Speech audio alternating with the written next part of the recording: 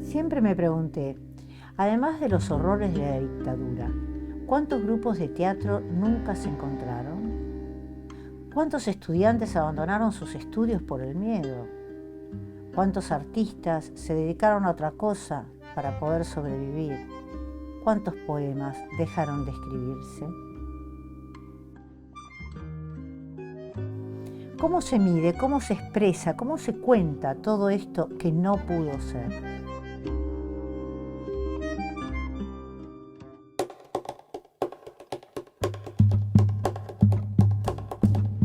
Esta es la historia de Juanita Morelli, mi mamá. Vivió en un siglo de luchas políticas en que alternaban periodos de democracia en los que ella se conectaba, crecía, escribía y publicaba, y periodos oscuros de dictadura y de exilio, de aislamiento. Tal vez por eso nunca pudo concretar sus sueños. Juanita nació en Galicia el 9 de noviembre de 1913, en el barco de Valdeorras, un pequeño pueblo de Orense, a orillas del río Sil. Fue la menor de 6 hijos de Francisco Pintado y María Álvarez. Vinieron a la Argentina huyendo del hambre, como tantos. Juanita llegó con el resto de la familia el 21 de junio de 1924 en el vapor Balmes. En el vapor, una vez al día repartían comida de olla entre los inmigrantes. Por eso la madre le ató un tazón a la muñeca. Sin tazón no había comida. Me acuerdo que cuando llegamos y atracó el vapor, hay como un veredón grande que se sale del barco hasta que se llega a donde está la gente. Entonces yo salí y ahí estaba mi papá. Yo llevaba un vasito de lata que nos daban, no sé para qué, como un jarrito. Y solo veo a mi padre, salgo corriendo, el jarrito se va, no sé, por cualquier lado, hasta que llegué, me abrazó, los besos y abrazos. En Buenos Aires los esperaba su padre, que había llegado un año antes, y puso un bar en la calle Viamonte, en el barrio de Valvanera, ahora conocido como el Once, en el que daban de comer a obreros de la zona y en el que trabajaba toda la familia. Juanita, en cambio, leía poemas a la luz de una vela y a escondidas de sus padres. Yo me considero autodidacta y rebelde.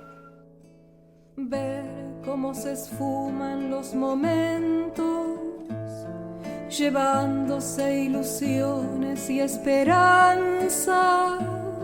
La gente dice que vivir es esto.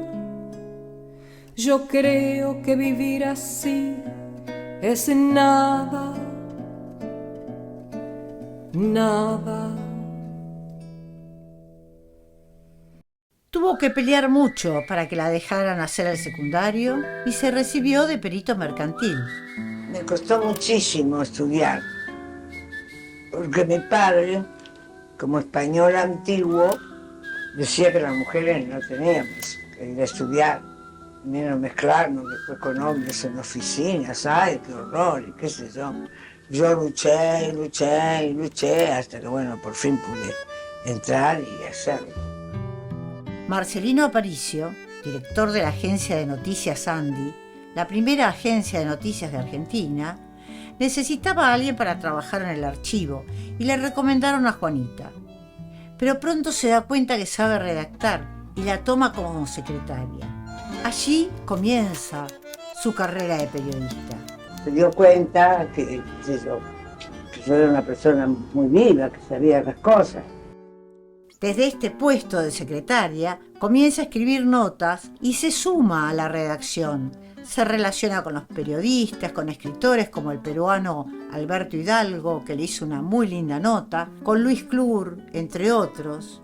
Clurcito le llamábamos, era más joven que nosotros, chico. Y competía conmigo en quién le llevaba más pronto las noticias a París, o cualquier cosa que salía, Cursito estaba ahí. Era amoroso el Cursito. Mirá, hizo una carrera grande, ¿eh? Muy buena carrera hizo. Uno de sus compañeros, Marín Maciel, es nombrado jefe de prensa de Radio Belgrano, la radio que dirigía don Jaime Yankelevich, y él le invita a trabajar en esta oficina. Allí comienza a crecer en su profesión. Acompaña las giras por el interior que hace la radio para que la gente conozca a sus artistas. Y esa la que iba con nosotros era la Mirta Legrand. Y entonces la gente venía y pedía un autógrafo, se llama, el contento le firma, y viene la chorra y me pide a mí. Entonces ella a mí dice, ¿pero qué le piden a cualquier cosa? Y había un diario y le decía, no, la señorita no es artista de la pluma. Me decía, pues no. Y la otra estaba toda furiosa, pero le piden autógrafos acá, todo, no sabe, claro, ¿qué saben? Ven ahí, yo era joven, linda, ese yo, podía ser. Y todavía anda por ahí la Mirta, cómo se mantiene. Oh, es de hierro ese. Se vincula con todo el ambiente del momento. Desde la oficina de Radio Belgrano, hace notas a las artistas para revistas de radio, como Sintonía, Antena, Radiolandia, las revistas del momento, y adapta guiones de películas de Fox Films para hacer radioteatros. Colabora en un diario del interior, incluso tiene una columna que firma como Marina del Sil, en homenaje al río en el que jugaba en la infancia. A las 8 de la mañana daba clase en una escuela de monjas. A las 9 me iba a la agencia Andy, trabajaba hasta las 12. A las 12 hacía una página en un diario que se llamaba El Oeste, y en una audición que era Savoir Faire, que hacía La Dama de Pique por Radio Mitre, en la cual siempre había un lugar para una página de Marina del Sil, que era la que yo escribía todos los días. Después almorzar, venía, metía de nuevo en Andy, después hacía publicidad para la radio LB10 de Mendoza, y bueno, ya está. Me iba a mi casa como a las 10 de la noche. Es una pionera en su época. No solo trabaja y es independiente, sino que también se alquila un apartamento cerca de la casa de los padres, que aún la controlan mandando a su hermano mayor a dormir allí. En la agencia Andy conoce a Juan Carlos Morelli, mi papá, y juntos comienzan una etapa de acelerado crecimiento. Papá era el hijo mayor de una familia uruguaya de buena posición, que vivía en una vieja casona de Olivos. Mi abuelo, Antonio Morelli, era periodista y escritor, pero también militante del Partido Nacional y sirvió en la primera compañía del Batallón de Guardias Nacionales número 8. Luego de la derrota de Max Oller en 1904, en la que murió el caudillo Aparicio Saravia, se fue a Buenos Aires y allí estableció su familia. Cuando se casaron, era una inmigrante con el hijo de un exiliado. Al poco tiempo de casados, mi padre, publicista de formación y de alma, compró acciones de la Radio Atlántica de Mar del Plata y luego compró el diario El Atlántico de Bahía Blanca, que era el diario opositor al consagrado matutino La Nueva Provincia, que representaba los intereses de los dueños de los campos. Pronto se mudaron a esa ciudad al sur de la provincia de Buenos Aires. Juanita participa del hervidero de ideas que se genera en la redacción del diario y que serán el sustento ideológico del peronismo. En esa época surgía Forja, agrupación política integrada por jóvenes, radicales, irigoyenistas y antiimperialistas, liderados por Arturo Jauretche. Se suman también a este grupo Raúl Scalabrini Ortiz, que no era radical, Arturo Sampay, Homero Mansi, Ramón del Río, Avanza, López Francés, Álvarez Santos. Casi todos frecuentan la redacción del diario El Atlántico, donde están Juanita y Juan Carlos, siempre dispuestos a esperarlos. Pero un grupo de Bahía Blanca muy lindo grupo, que después se hizo peronista, porque Perón había levantado muchas banderas que tenía Forja. Entonces vieron que él podría ser el que llevara las cosas adelante. Tanto es así que a Juanita le dan una medalla como la primera mujer de forja, una medalla que el tiempo y las mudanzas hicieron desaparecer. Ella escribe durante estos 5 años todos los días una columna que se llama Buenos días, amiga. Participa también de las acciones solidarias del diario, juntando juguetes para el Día del Niño o recabando fondos para las familias necesitadas.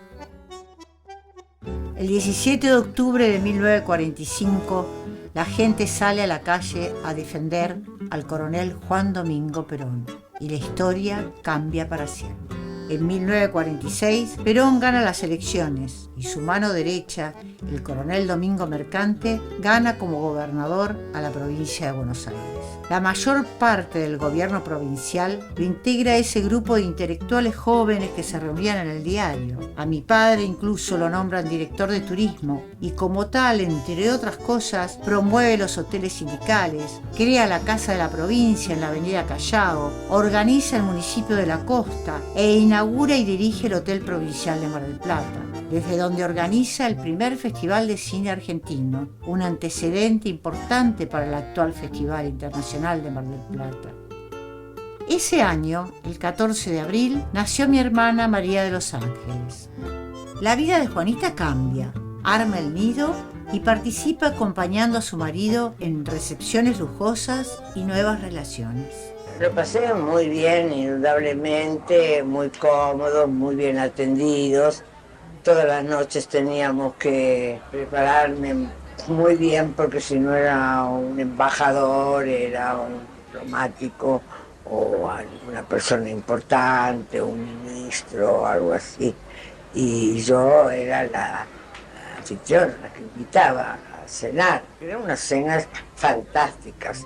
En 1949 se aprueba la Constitución argentina que permite la reelección de Perón. Las posibilidades que tenía el general Domingo Mercante de suceder a Perón se desvanecen. De ser inseparables amigos y fundadores del movimiento, pasan a ser rivales.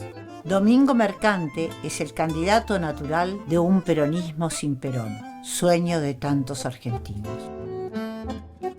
En 1951, ante las elecciones de noviembre, Perón despliega todas sus fuerzas para neutralizar la figura de Mercante y empieza por perseguir e inculpar a su equipo de gobierno. Vino como una racha de persecución a todos los que eran amigos de Mercante. Perseguían a todos los que estaban alrededor. Entre ellos cayeron López Francés, Juan Carlos Morelli. Así era la cosa. En agosto de 1951 nazco yo y se completa la familia.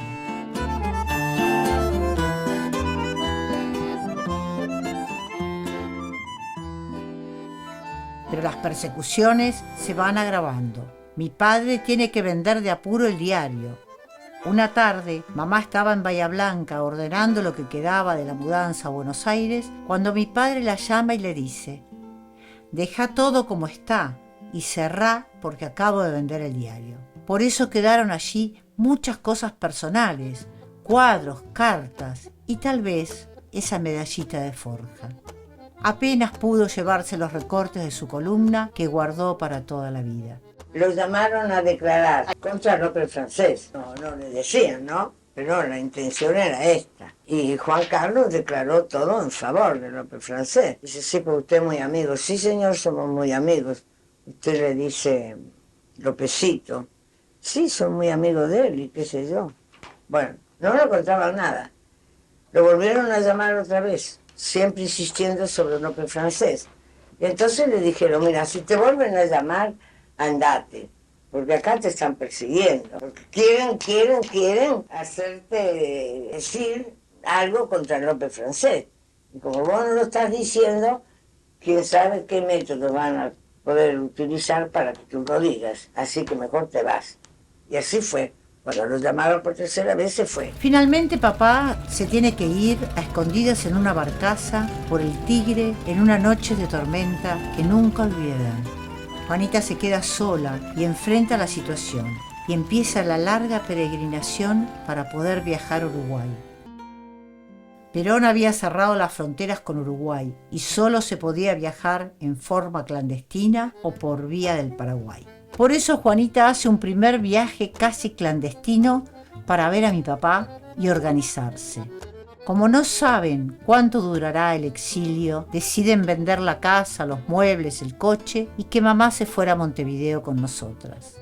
Y ahí se produjo un milagrito. Llego y cuando me van a pedir los documentos me dicen, ¿y el permiso del padre para viajar estas chicas? Ay, le digo que no lo tengo, mi marido está gravísimo, me habló del Uruguay, me hablaron del Paraguay, que está gravísimo, que vaya, que no pierda un minuto, ni me ocupé, ni sé, no entiendo, no tengo. Y les hice todo un drama, yo no sé, yo digo, tengo poder de convicción, lo habré emocionado al hombre. Me miró a las chicas y dijo, bueno, pase. Y pasé. Así, gracias a la vista gorda del guardia de aduana, llega al Paraguay, donde mi padre había organizado todo para que pasara la noche y a primera hora pudiera viajar. No podían entrar a Uruguay con documento argentino, así que esa misma noche le hicieron en el consulado de España un pasaporte donde figura como española, soltera, con 2 hijas a su cargo. Por fin, a primera hora, pueden embarcar un avión con destino a Montevideo. Mi papá la esperaba en el aeropuerto. ¿Se repite la historia? Esta vez, la que corre a los brazos de su padre es su hija, mi hermana mayor, porque yo no sabía muy bien quién era ese señor. Con un par de valijas y lo puesto, empezaban una nueva vida.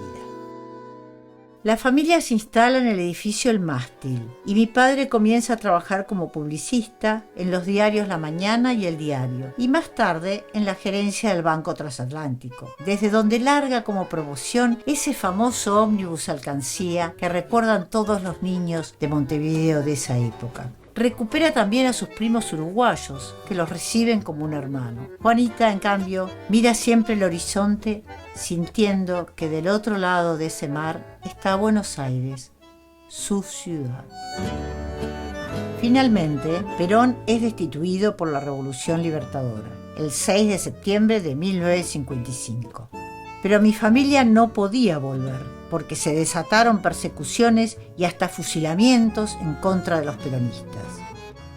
Si en España había quedado su infancia, en Buenos Aires quedaba su juventud, su independencia y su profesión, la vida cortada en pedacitos.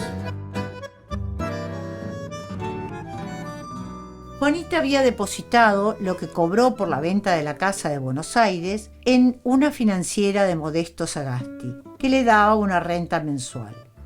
Cuando llegó a Uruguay, Sagasti le ofrece invertir esta suma comprando una vieja construcción en Punta del Este que habían sido las habitaciones de servicio del Nogaró.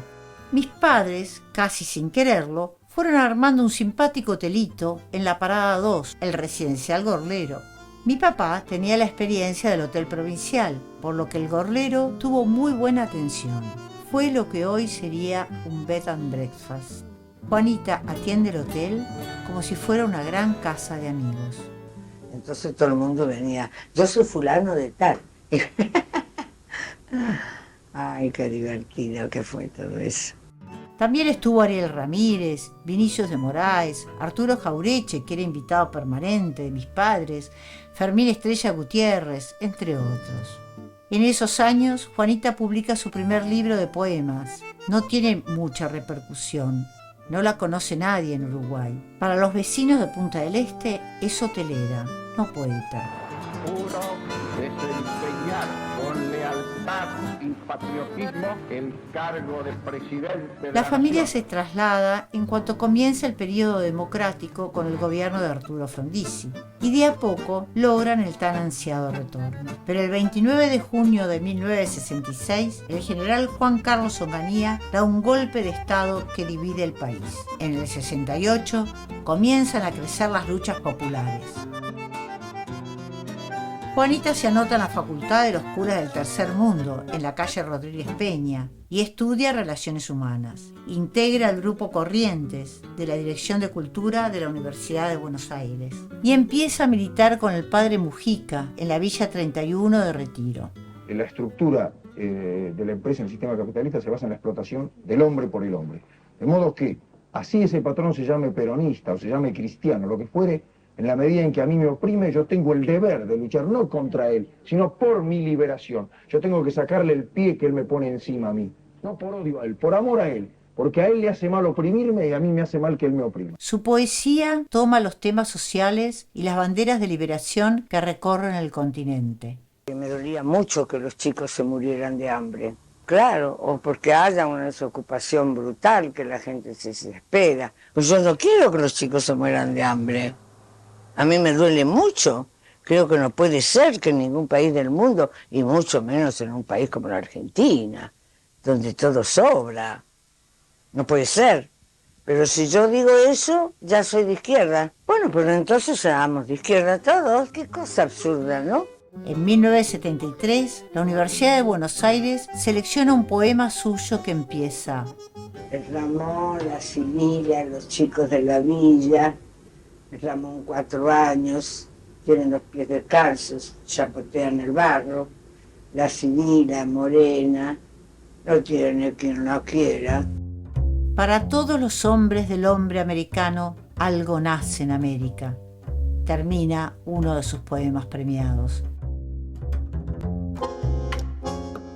El genocida golpe militar de 1976 tuvo efectos tremendos en mi familia.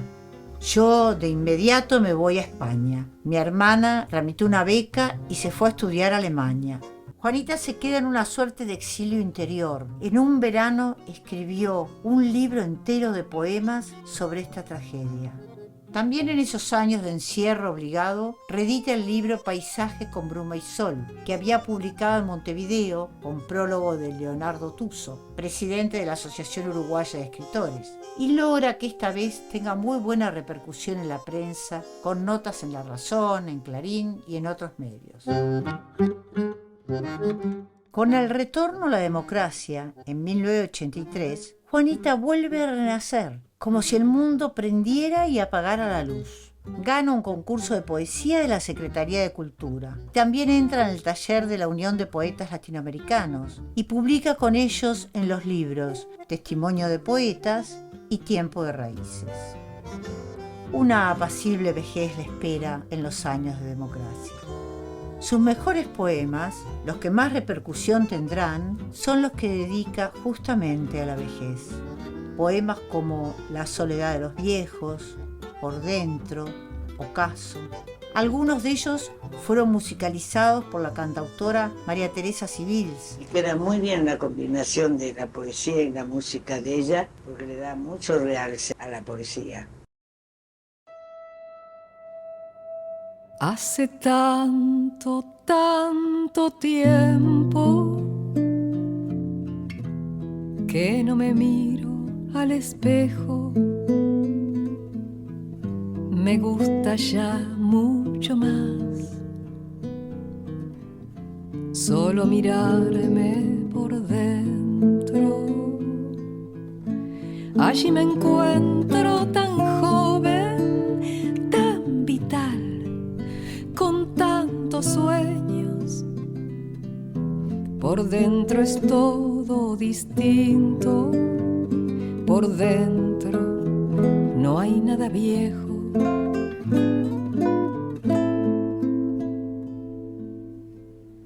Todo se mantiene intacto. Está el entusiasmo fresco, la idea, las ilusiones, el amor y los deseos. La idea, las ilusiones, el amor y los deseos. Cuando muere mi padre, en 1990, sufre una profunda depresión, hasta que un año después se pregunta: ¿qué hago en esta vida? Uno no está gratis en el mundo. Así comienza a recopilar su obra, archivada en cajones, desperdigada entre su biblioteca. Publica un libro por año y los presenta en Punta del Este, en el Centro Cultural Pueblo Blanco. Además de Paisaje con bruma y sol, que editó en 1979 en Montevideo, la editorial Visinguerra le publica, mientras Por el Mundo Ruedo, en 1999, Doy mis sueños al viento, en el 2000, La Hoguera, el único libro de cuentos, en el 2002, y publica varios cuadernillos en la editorial Aguatierra, como Coplas y canciones de cuna, en el 2000, Quisquillas, en el 2001, como en Botica, en el 2002. Los nombres indican que son ocurrencias, pequeños cuentos, anécdotas. También en esa época abre una caja en la que guardaba las fotos de su juventud y que mantuvo ocultas durante 50 años de matrimonio. Esas fotos inspiraron este documental. En 1976, Juanita escribe: recuerdo a los amigos muertos, los que se fueron con un enorme bagaje de inteligencia, de deseos de hacer, y a quienes ya nadie recuerda. ¿Cuántos somos los que no hemos podido vivir la vida que quisimos? Juanita siempre escribió poemas y soñó con ser actriz. Falleció a los 96, el 8 de diciembre de 2009. No hay nada que esperar, es el ocaso. No hay nada que esperar, es el ocaso. Inevitablemente me llegará el final. Inevitablemente me llegará el final.